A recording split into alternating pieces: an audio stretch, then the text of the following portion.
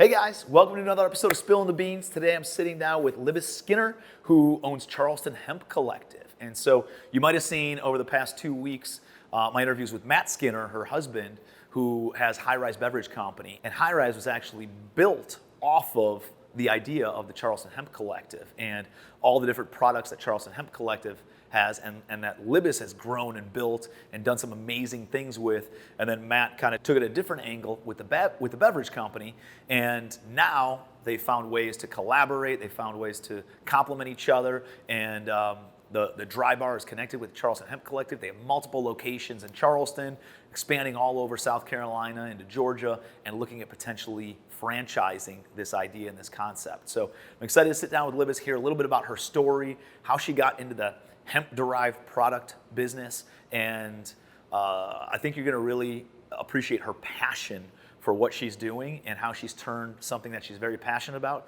into a business.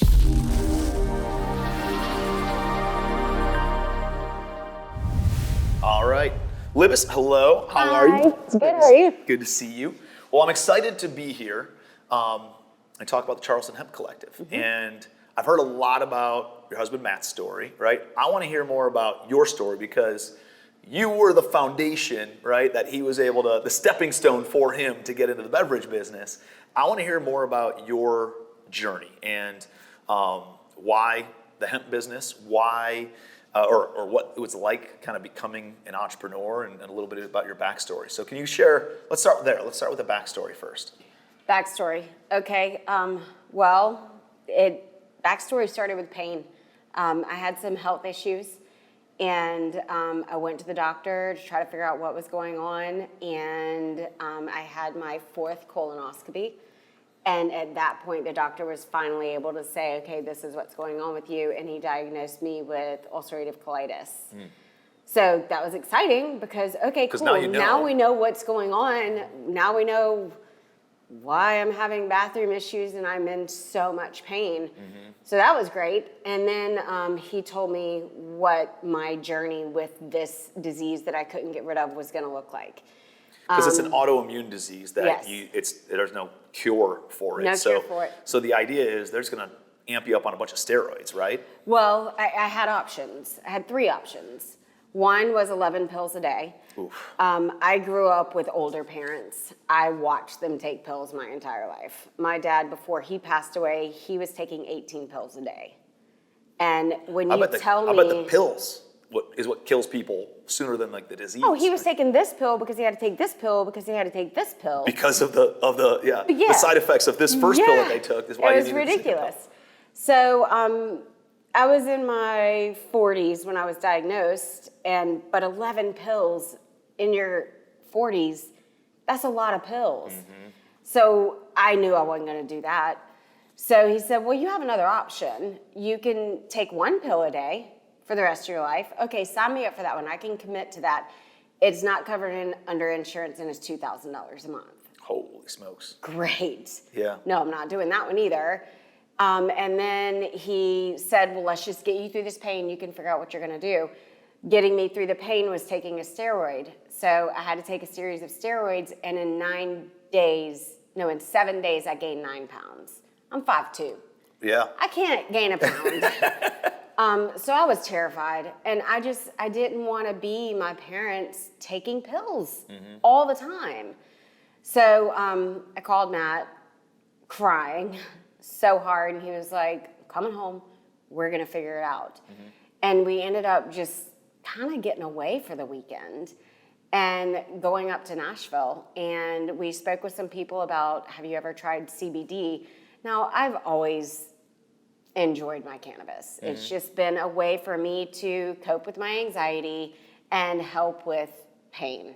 I didn't know it was really helping me. I was going to say, was that something you just didn't even realize it? You just felt better using cannabis. Yeah, I had no clue, but I knew it helped with my anxiety because I have social anxiety. I also have an anxiety. I think it's triggered by loss. I have lost both my parents. I lost my cousin, who was a second mother to me. So anxiety is something I've always dealt with behind closed doors. because that's something really hard to explain to people, and it's really hard to explain to my husband, Matt, because you can't touch it, see it, smell it, feel it. I can only explain why I'm freaking out.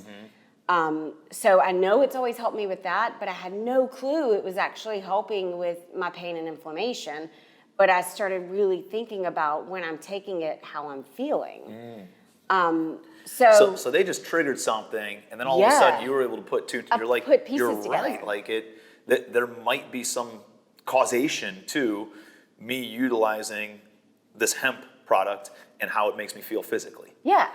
And so Matt was just so in tune to what I was saying and how I was feeling, and he was so in tune to how we wanted my health to be in the future, because he and I, we're in it for the long haul together. I mean, like he's already told you, we've known each other since 1986. Like, wow. He's my person. Yeah. I'm his person, and we want to continue this journey of life together. So we need to make sure that the quality for both of us is good. So we were like, let's look into this CBD thing. Let's look into this hemp thing. And we went to Asheville because we knew movements were going there. And we were like, you know what? He's always been an entrepreneur.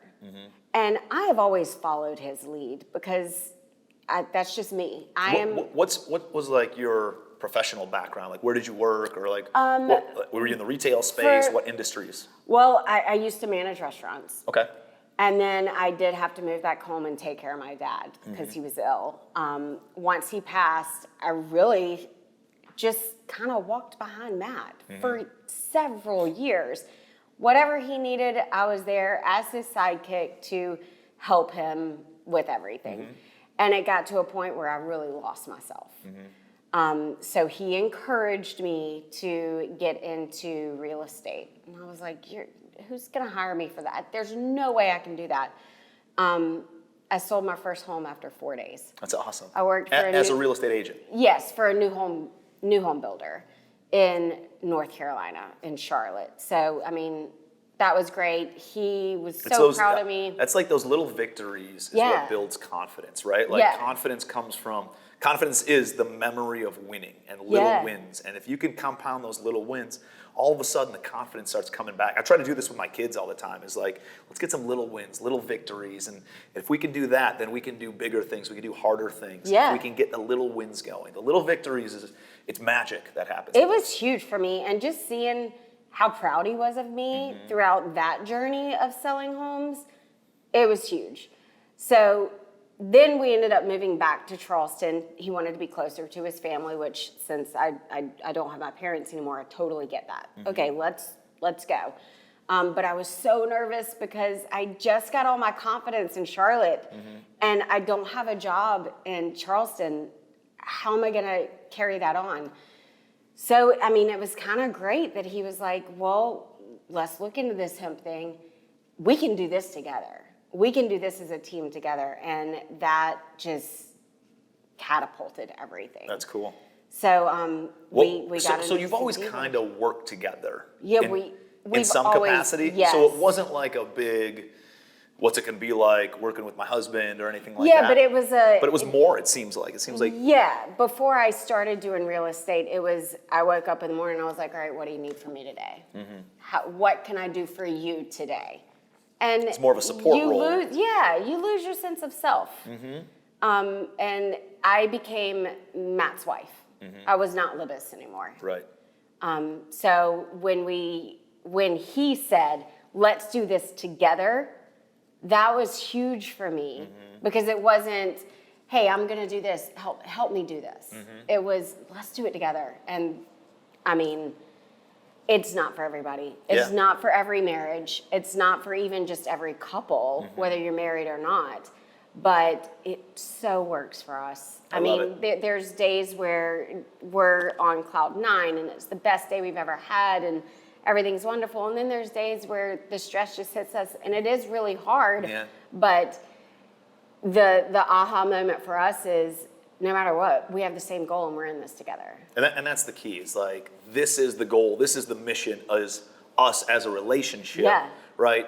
And then there's the team, and then there's the individual. And that's how the Marines, they prioritize everything. It's like mission first, and if we have the same goal long-term, that the mission is our marriage, it is our relationship, it is us, Yeah. then everything else, it starts prioritizing itself, where it's like, all right, well, my feelings in the moment aren't as important as the big picture of And things. that's one thing that we've been so fortunate, we've never lost sight of that. Like when it comes to our products and the making of our products, we always have true intent. What is your intention? Are you following your intention? Well, same with being entrepreneurs together in a business together. We've never derailed from what our true intention and goal I love it. is. I So love it. And it works. and it reflects in you guys' relationship, and I hang out with you guys, off camera and social settings and stuff too, and it's awesome to see. I want to know, so you decide we're going to open up a hemp store, right? Because it's made such an impact on you from a health perspective, that you're like, hey, let's open up a hemp store, and you decide to do it in downtown Charleston on King Street, right? That's the first store? Yeah. Well, if you So know Matt, what you do. Yeah, what was that decision making like? And Matt was like, if we're going to do it, we're going to do it. But if we're going to do it, you're going to talk about it. Like you're going to have to talk about the bathroom. Yeah. You're going to have to talk about your pain. You're going to have to be brave, and you're just going to have to go all in. It's got to be like a little bit freeing though too, right? The freeing aha moment was the first time I did Low Country Live, and that was during COVID. And I guess Low Country Live was trying to help out local businesses to stay local and stay open, and they contacted us and they were like, hey, you want to do a segment? And I was like, Matt, I don't want to go on the news and talk about this. And he was like, this is the time. This is the moment, when right? you do it. And let's do it for the company too. Like we want to keep this thing going. We have employees. We want to keep them going. So that was the big moment when I did that and I talked about it. And before I even got to my car, I had 2 phone calls. I was going to say, what was the response from other people saying, oh my God, thank you for actually talking about difficult health situations? Thank you for sharing your story. Thank you for encouraging me to talk about my issues. Thank you for letting me know that there's other options out there. Some people just called to vent about having to be on medications. Some people just called to talk. I remember that first time I was walking in my car, I had an older lady. She could have been 80. She just wanted to talk and then thank me for her story because I think it was her granddaughter that suffered from Crohn's. And then the other one was a guy who suffers severe PTSD and pain from military. Overseas, Yeah. So, I mean, you get stories from across the board, and those were the moments where it was like, yeah, let's talk more about this. And I think I did like 4 or 5 segments. Well, that shows there's a higher purpose, right? It's not only about me. It's not only about even the business. There's like a mission behind it, right? There's a purpose behind it that's bigger than me as an individual, and I need to get outside of my own comfort zone because I know the impact that it starts making on other people. And you guys have done a phenomenal job of that. And so talk about some of the products. Like, how did you start launching all these different products? You got the gummies over here, you got little drippy droppies over here, you got olive oils, there's lotions, there's all these different products. What was the impetus, the catalyst on all these different things? What did it start with? It started with the tincture. Okay, Which is the drops underneath your tongue? The drops that you put underneath your tongue, hold it a minute and a half, and it gets into your bloodstream within about 30, 45 minutes. That was the first product, CBD, that was ever brought to me. Hey, try this. Because, like I said, smoking a joint, that was helping me with my issues, but while I enjoy the buzz, I don't want to be buzzed up. I don't want to smoke a joint in the morning. I really don't want to smoke. I'd rather do an edible. But I don't want to walk my days being high. Tincture was my way to do it. So that was our first product. Our second product. So does this provide a buzz, or is it more just a CBD? No, so this is CBD. Okay. So educate me. What's the difference between CBD and THC? Okay, so CBD, it's your full spectrum hemp oil. It's not good. It doesn't have enough THC in it to cause you to be high. Now you can have a Delta 9 tincture, which is what Matt has touched on with the Delta 9, how that can be psychoactive, and a Delta 8 can be psychoactive. Everybody's dose is different though. So whatever you're gonna take is going to be completely different from what I'm gonna take. Is that based on weight typically, or just metabolism, weight? reaction? There's so many factors.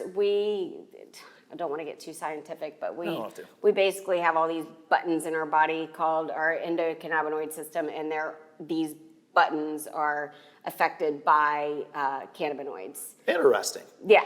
And so they've done studies on this stuff, and they try to figure out, what are all these different variables, and there's probably different measures on each different variable of how affected you get by a Yeah, there's an amazing... Cannabinoid? What's it called? Cannabinoid. Cannabinoid. I know, it's a fun one. Stop it. Don't ask me to spell it. There's an amazing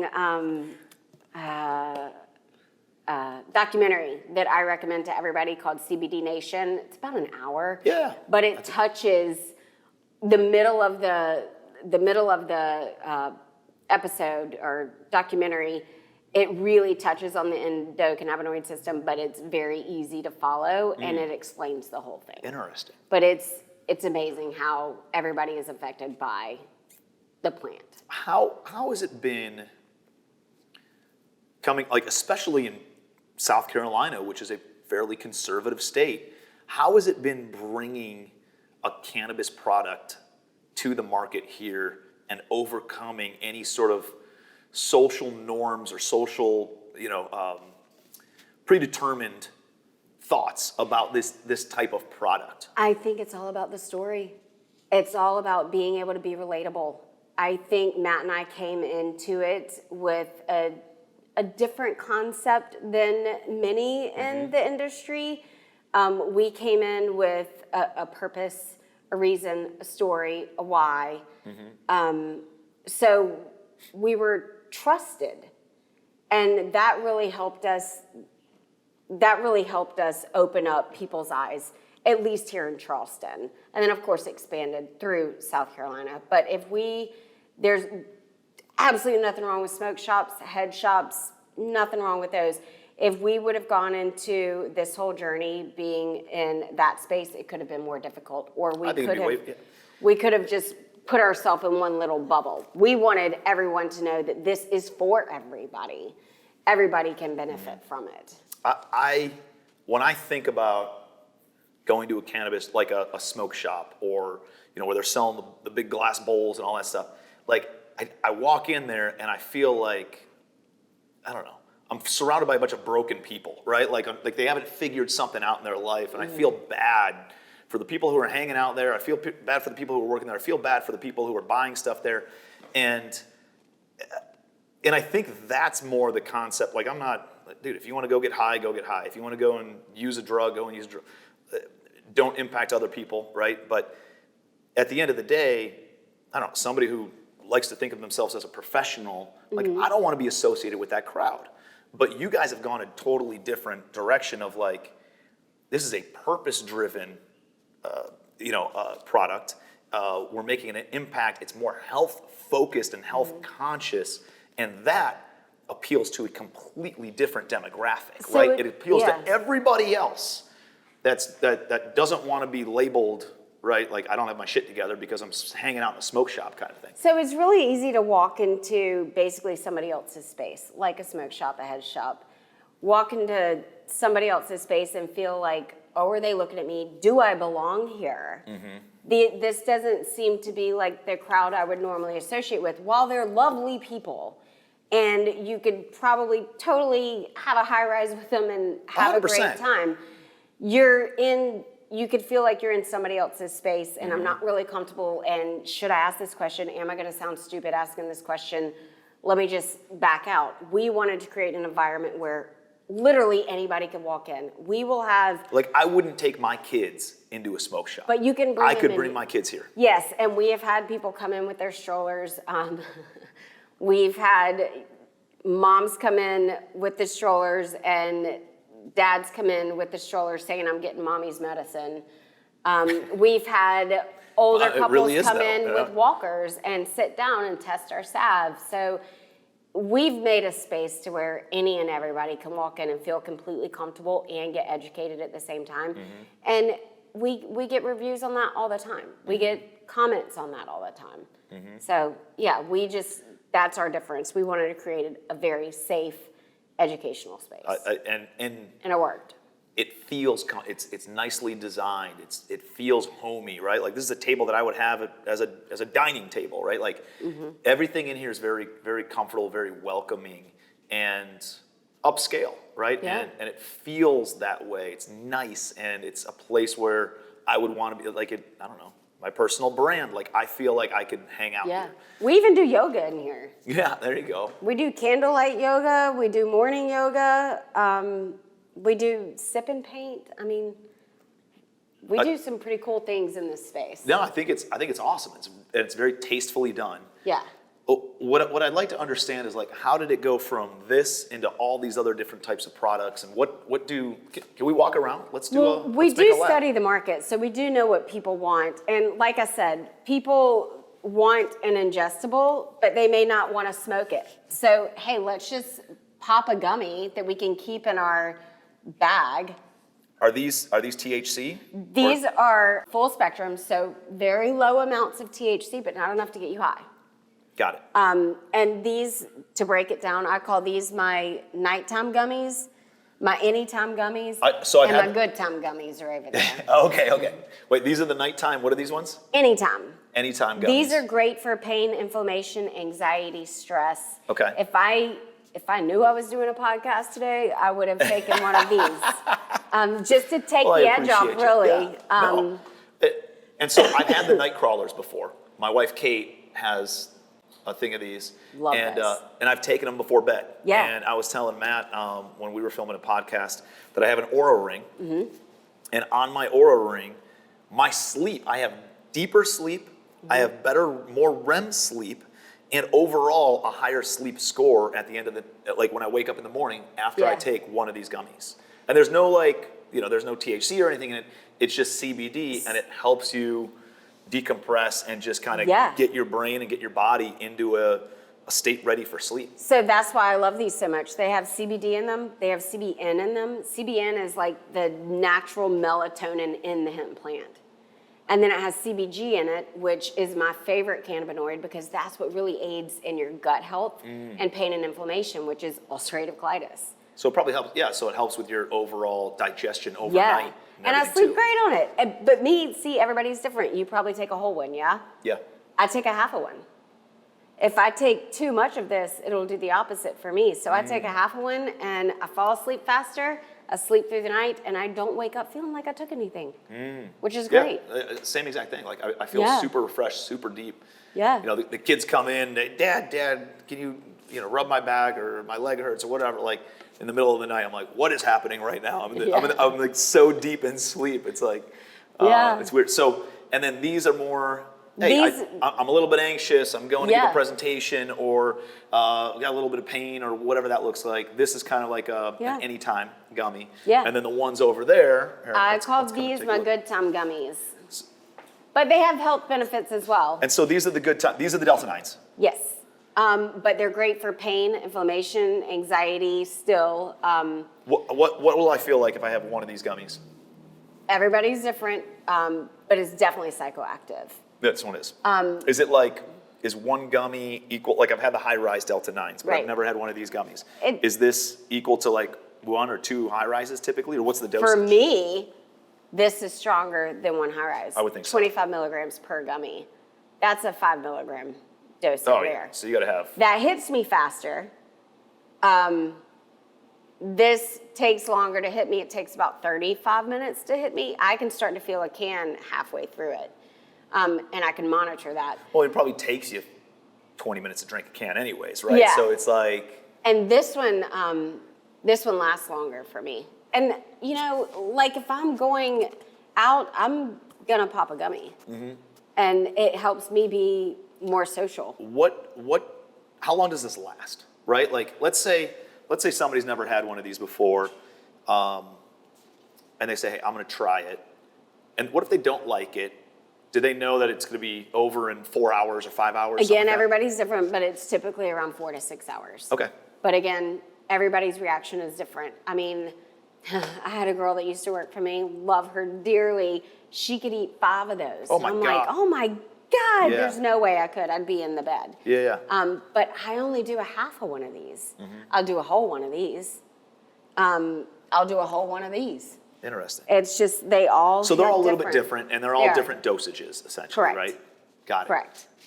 Cool. And then let's take a look at, like, why would there be an olive oil with hemp seed in it? Because Matt and I are foodies.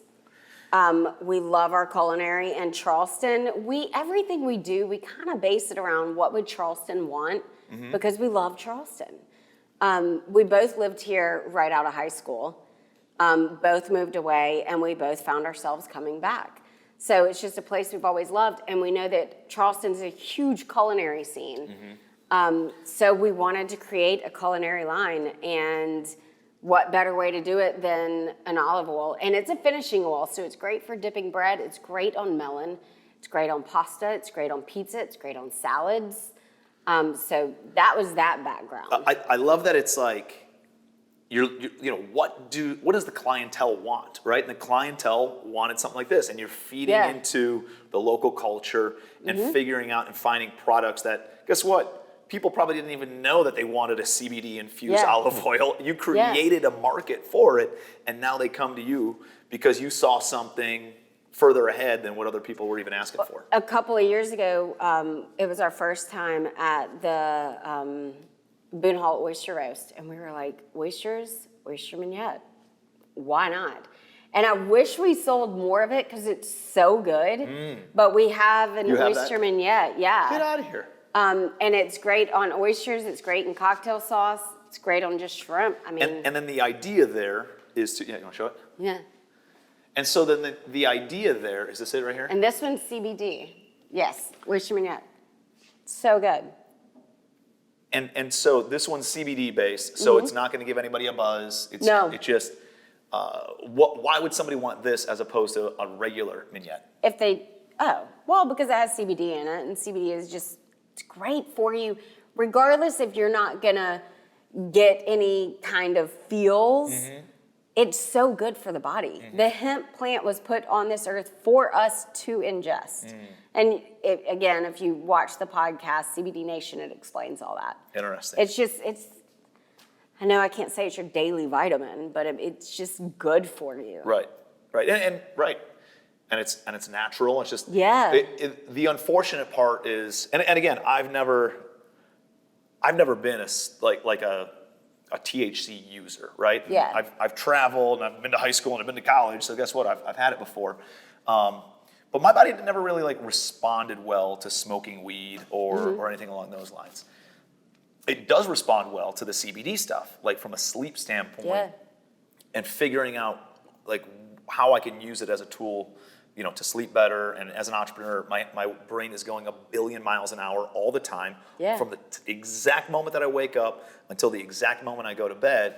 And that helps just decompress my brain and give me the REM sleep that I need for my brain to regenerate and the deep sleep for my body to regenerate on a daily basis. And so that's made a big impact in my life. And that's something that, guess what? Nobody ever talks about it, or you'd think you're a drug addict if you use that. No, you're not.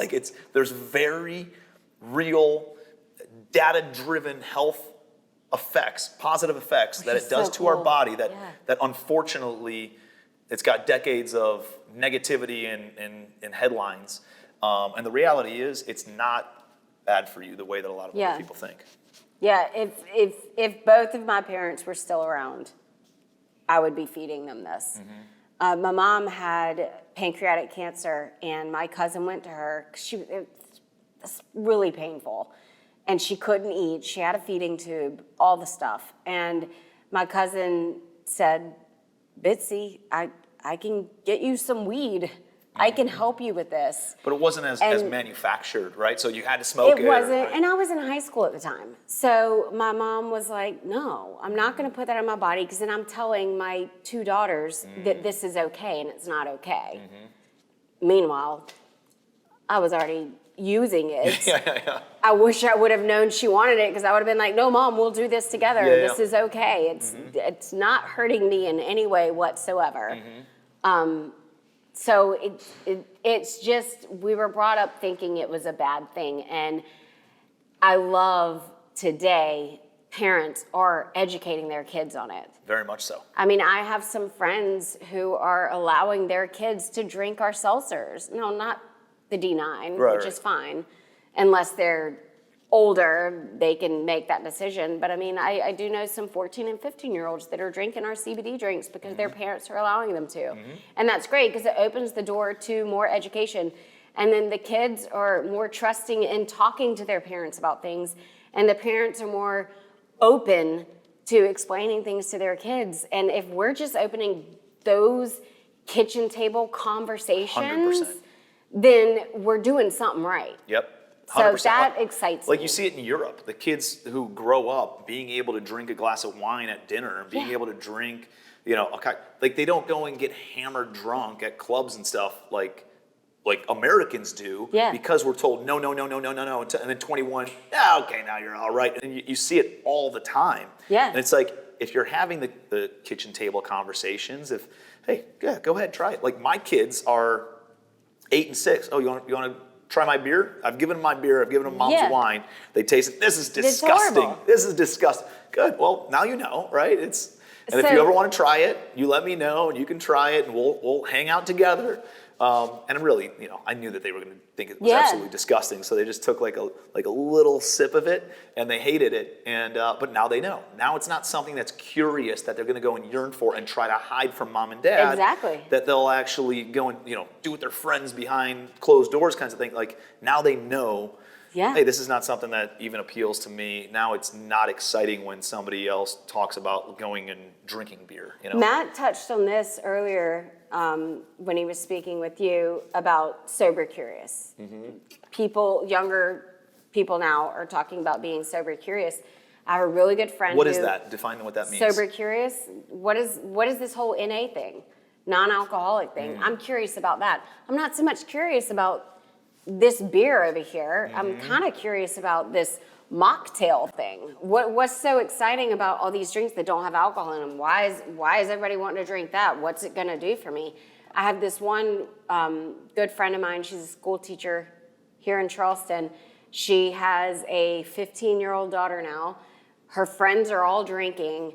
She doesn't want to drink, so when she goes to parties with her friends, she literally takes a high rise with her. That's awesome. A CBD high rise. She takes it with her to a party. So now Mom knows I don't have to worry about her. She's gonna be smart enough not to get in a car with a teenager that's drinking. And I know she's not drinking, so she's not gonna get herself in a situation that she may not be able to get out of. Right. So it's that kitchen table conversation. Yeah, I mean, it's a powerful movement that's happening. Yeah. And I think, the point of me having a podcast and having these conversations is, I think, the exposure and the awareness that it creates around an industry that, depending on how you were raised, was either okay or not okay. But the reality is, there's a phrase in the Bible saying something like, if you have too much honey, it's not healthy, right? Like too much of anything can be a bad thing. Right. And I think in certain industries, especially in things that are mind-altering, right, substances, people usually use too much of it, and that's what gives it the bad edge. But if you have anything in micro doses or anything, like, it can have very positive health effects. And I got introduced to this stuff and the idea of the Charleston Hemp Collective and high-rise beer or high-rise seltzers through trainers and the health industry here in Charleston, right? It's like, hey, don't go out and get hammered on alcohol, because look at what it does to your body. If you look at, the impact of it on your Oura Ring or your Whoop watch or whatever other biometric data that you're using in order to give you feedback on your sleep and your recovery, this is like, don't go and drink, right? If you need a buzz, or if you want a buzz, or if you want something social to have, like, this is a great option, and it doesn't adversely affect your health the way that alcohol does. And somehow alcohol has been normalized. in our society, but the reality is it's far more toxic than any of this kind of stuff. And it won't negatively affect you the next day. Exactly. If I were to drink too For much. days. At my age, your hangover is 48 hours. Yeah. It is not like you just kill your next morning. You got to recover from your hangover, Yeah. you know? Yeah, you're 48 in. So think about that. It's a good thought. It's probably 1 hour for every year-old that you are is what it takes to recover from drinking too much. I'm in for the long haul. That's a good metric. Yeah. Well, no, I think it's really cool to hear your story. I think it's really cool that you took something that made such a positive impact on your life. It made something that you're obviously very passionate about, and you've turned it into a business, right? It's crazy. If there were more businesses that were like that, I think the world would be a better place as opposed to just peddling things that people are just trying to make a dollar on. Right. You've been able to make an impact, create a ton of value in other people's lives. Yeah. And that value has come full circle to being a thriving business. And so you're here in Charleston, you got a couple locations here, you're in Savannah, you got a spot in Columbia, right? Or where are all your locations right now? So right now we're 2 in Charleston, in the process of a 3rd in Charleston. Where Savannah and Myrtle Beach will be opening. Myrtle Beach will be opening end of April, beginning of May, or mid-May. And so is the idea, we'll close out with this, what is the goal over the next 36 to 60 months? So 3 to 5 years, what's the goal? Where do you see Charleston Hemp Collective going? Expanding. It will be, our future stores will be Charleston Hemp Collective and High Rise Dry Bar. It will not just be a brick and mortar of just a Charleston Hemp Collective anymore. So you'll be seeing more of these pop up. Is that what the Myrtle Beach one is? And that's what the other one in Charleston that's what the Myrtle will be? Beach, and that's what the one in Charleston will be. We're looking at 2 in Nashville because we blew up in Nashville as well when we partnered with Sony. The love and support we've gotten from there. So 2 more there. And then we continue to talk about franchise. So, it's going to be growth. We're going to continue doing what we're doing. We'll probably expand on more culinary items. But we're just, what we hear the people are wanting, we're going to continue to try to bring to them. I love it. I love it. Well, it's exciting to see what you guys have done in just a short amount of time. And I know what's going on with the High Rise brand and the dry bars, and the Charleston Hemp Collective was the stepping stone for all those things. And I love that you guys are growing all of it together, and they're all kind of complementary businesses. Yeah, it was just a store. Originally, it was just a store. Yeah. And then 2 months in, Matt, of course. Now we got to distribute. Now we got to own. Now we got to get here. And it's exciting. It's you got a lot of really good things going on. Obviously, you got a huge backing from people who believe in your brand, who want to invest in your brand, and a lot of different great business minds that you've surrounded yourself with. And I feel like it's just the beginning for you guys. So it's exciting stuff. So appreciate you. Thank you for being here. Thank you so much. Hey, so hopefully you guys got a ton of great takeaways from that. I'd love to hear about it in the comments section below. We will tag Charleston Hemp Collective and their links in the show notes. You can also follow Libiss on social media. They're doing some really, really cool things around Charleston. If you're ever in town, you got to check out their dry bar and their retail locations as well. And you can also order their products online if it's anything that you're interested in checking out. Until next week, I'll see you on Spilling the Beans.